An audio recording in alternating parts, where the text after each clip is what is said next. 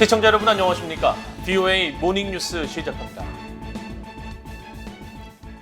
미국 국방부 우주정책 담당 차관보가 한국 등 동맹국에 대한 확장 억지 제공 의지를 재확인했습니다. 북한의 탄도미사일은 대부분 핵 탑재 역량을 갖췄다고도 평가했습니다. 첫 소식 이조은 기자가 보도합니다. 하원 군사위원회 전력군 소위원회가 17일 개최한 예산안 심의 청문회에서 존 플럼 미국 국방부 우주정책 담당 차관보는 한국 등과의 확장 억지 강화에 대한 기대감을 나타냈습니다. 플럼 차관보는 앞서 제출한 서면 보고서를 통해 일본, 한국과의 확장 억지 관계는 북한의 위협 등을 포함한 동아시아 내 위협을 억제하는 데 중요한 역할을 하고 있다고 밝혔습니다. 이어 우리는 한국, 일본, 호주와 확장 억지 대화를 지속하고 미국의 국가 안보를 지원하기 위해 이런 중요한 동맹을 활성화해 나갈 것이라면서 우리는 점증하는 영내 위협에 직면하면서 이런 확장 억지 관계를 증진하고 강화하는 조치를 취하길 고대한다고 밝혔습니다.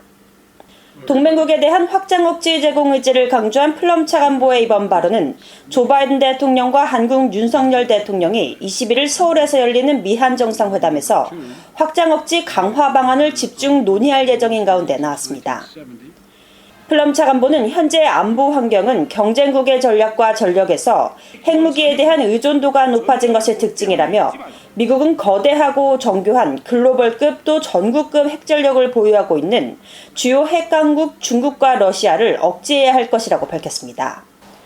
그러면서 이런 위험에 더해 북한은 핵전력을 계속 확장하고 다양화하면서 미국과 영내 동맹 파트너를 위협하는 능력을 키우고 있다고 설명했습니다.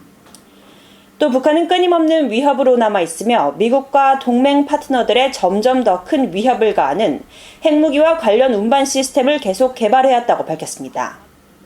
이어 북한 지도부는 핵과 미사일 전력 확대를 체제 안전을 보장하고 강압적인 군사적 위협과 행동을 가능하게 하는 데 필수적인 것으로 보고 있다고 평가했습니다. 플럼 차관보는 앞서 지난 11일 열린 전략군 소위원회의 미사일 방어 예산안 심의 청문회에서도 서면 보고서를 통해 북한의 탄도미사일은 대부분 핵탄두 탑재 역량을 갖추고 있다며 북한은 최근 몇 달간 장거리 미사일 발사를 포함해 미사일 시험에 박차를 가해왔다고 지적했습니다. VOA 뉴스 이조은입니다. 북한이 조 바이든 미국 대통령의 한국, 일본 방문에 앞서 대륙간 탄도미사일 ICBM 시험 발사를 할 수 있다는 관측이 나온 가운데 미국의 미사일 전문가는 조만간 북한이 실패했던 화성 17형의 재시험 발사를 감행할 수 있다고 전망했습니다. 북한의 핵실험 재개 징후도 뚜렷하지만 기상 여건 등 때문에 올가을로 미뤄질 수도 있을 것으로 예상했습니다. 박형주 기자가 보도합니다.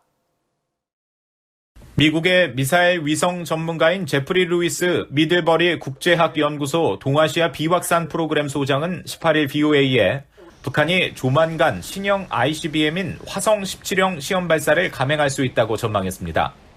최근 김정은 북한 국무위원장의 발언을 통해 북한의 도발 징후를 분명히 파악할 수 있다면서 지난 3월 실패했던 화성 17형 재시험 가능성이 있다는 것입니다.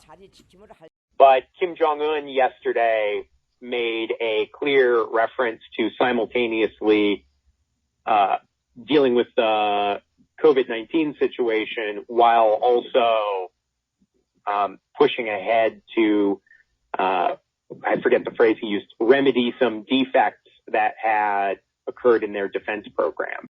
So I interpreted that statement to say that they were going to continue to deal with COVID, but that they were also going to go back and test Hwasong 17 again to fix the problems that caused it to fail on March 16th. 루이스 소장은 그러면서 김 위원장의 이 같은 언급은 코로나를 비롯한 어떤 상황도 북한의 또 다른 미사일 시험 도발을 미룰 핑계가 되지 않을 것임을 분명히 하는 것이라며 북한이 당장 내일이나 일주일 안에 미사일 시험에 나설 수도 있을 것으로 평가했습니다. 바이든 대통령 방한 전 북한의 7차 핵실험 감행 가능성에 대해서는 핵실험 실시를 위한 갱도 공사와 현장의 많은 활동 등 기술적 준비가 되고 있는 것은 분명한 사실이라고 지적했습니다. 그러면서 조만간 핵실험이 실시될 가능성도 있지만 북한이 곧 장마철로 접어드는 만큼 핵실험 시기가 날씨 등 기상 상황에 따라 달라질 수 있을 것으로 전망했습니다. One thing I would say is that we're starting to get into the warm and rainy season. So I just don't know when the weather will make it hard for North Korea to conduct a nuclear test. Okay. So I would expect one either relatively soon, or once the rains start. And I think it's raining today and tomorrow in North Korea. So if it's not soon, we've never seen them do a test in the summer, so it could be in the fall. 루이스 소장은 북한은 외부에 관심을 끌거나 메시지를 보내려 하기보다는 자신들이 사용할 수 있는 실제 군사 능력 확보 차원에서 핵실험과 미사일 시험을 진행하려 한다며 코로나 상황이나 바이든 대통령의 방한 등 정치적 이유에 관계없이 기술적 관점에서 실행 시기가 결정될 것으로 내다봤습니다.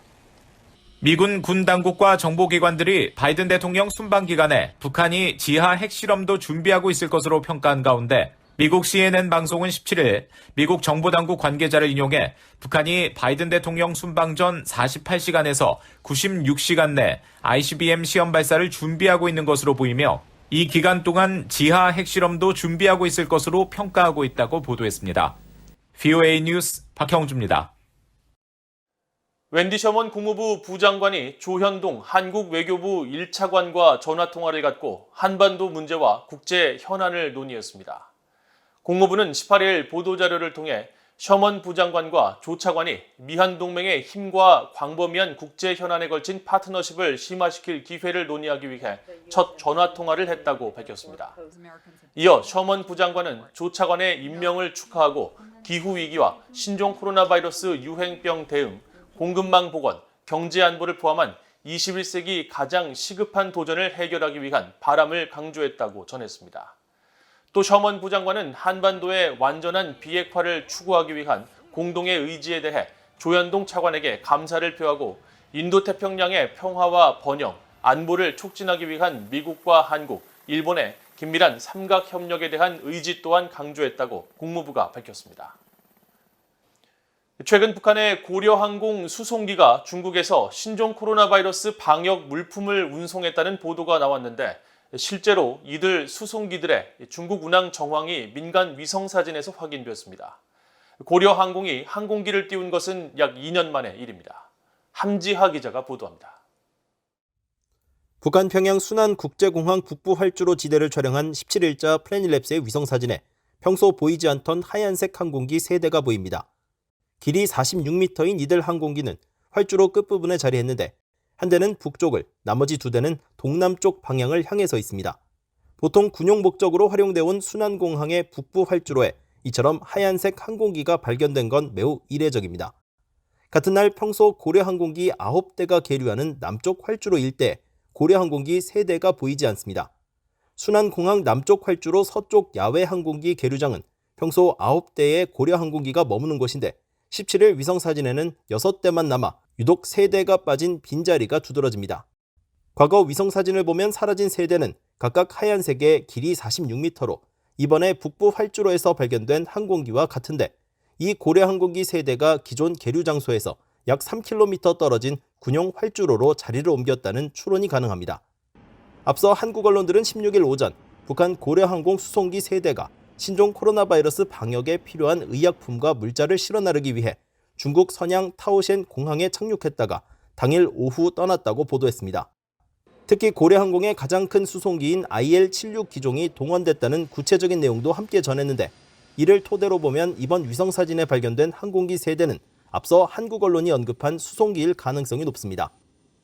신종 코로나 바이러스 사태가 불거진 이후 줄곧 지상에 머물던 고려항공기가 운항을 재개한 건 2년여 만입니다.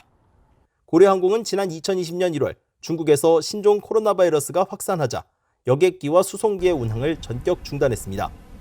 고려항공은 2015년까지만 해도 중국과 러시아에 더해 파키스탄과 쿠웨이트, 태국, 말레이시아 등에 취항해 6개국 10여 개 도시에서 승객들을 실어 날랐습니다.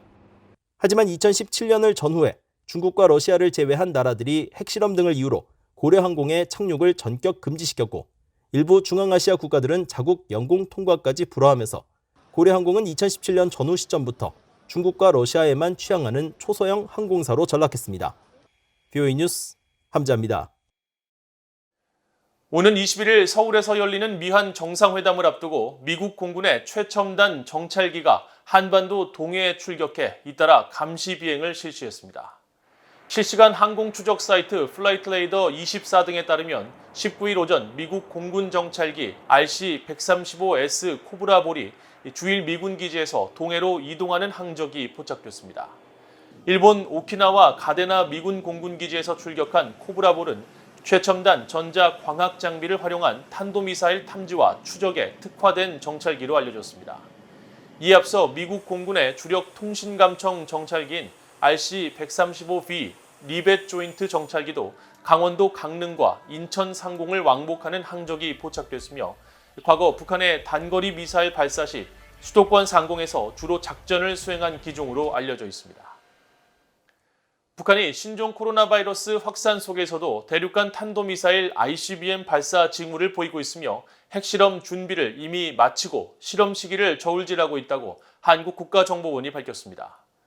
한국 국정원 북한국장은 19일 비공개로 열린 국회 정보위원회 전체 회의에 출석해 북한의 미사일 발사와 핵실험 가능성에 대해 징후를 포착했고 준비가 거의 완료됐다고 밝혔다고 정보위 여야 간사인 국민의힘 하태경, 더불어민주당 김병기 의원이 전했습니다. 또 발사 가능성이 있는 북한의 미사일 기종이 무엇인지를 묻는 질문에는 대륙간 탄도미사일급으로 추정한다고 말했다고 김 의원은 전했습니다.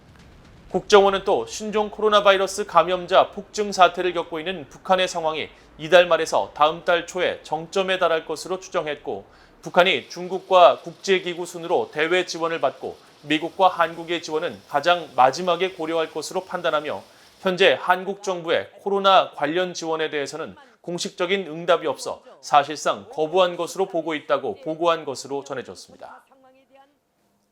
이상으로 VOA 모닝 뉴스를 모두 마칩니다. 시청해주신 여러분 고맙습니다.